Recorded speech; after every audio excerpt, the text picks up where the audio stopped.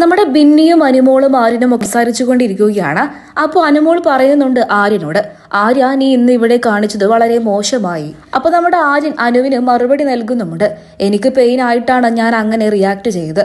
ശരിക്കും പറഞ്ഞാൽ ഞാൻ അങ്ങനെയൊന്നും റിയാക്ട് ചെയ്യുന്ന ഒരു വ്യക്തിയല്ല. ഒന്നും ഞാൻ അങ്ങനെ വിചാരിച്ചതല്ല, പറ്റിപ്പോയി. അപ്പൊ അനു വീണ്ടും പറയുന്നുണ്ട്, പിന്നെ നീ ബാഡ് വേർഡ് ഉപയോഗിച്ചതും വളരെ മോശമായി പോയി. നിന്നിൽ നിന്നും ഞങ്ങളൊന്നും അങ്ങനെ ഒട്ടും പ്രതീക്ഷിച്ചിരുന്നില്ല.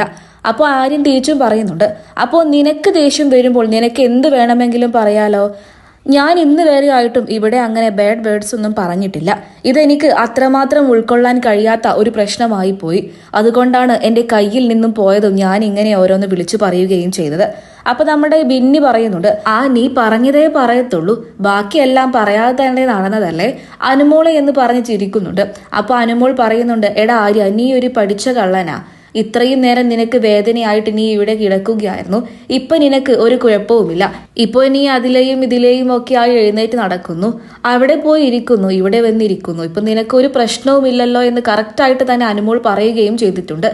ആദ്യം എനിക്ക് നല്ല പെയിൻ ഉണ്ടായിരുന്നു. അവിടെ നിന്ന് ഇഞ്ചക്ഷൻ അടിച്ചതിന് ശേഷം എനിക്ക് പെയിൻ കുറഞ്ഞു.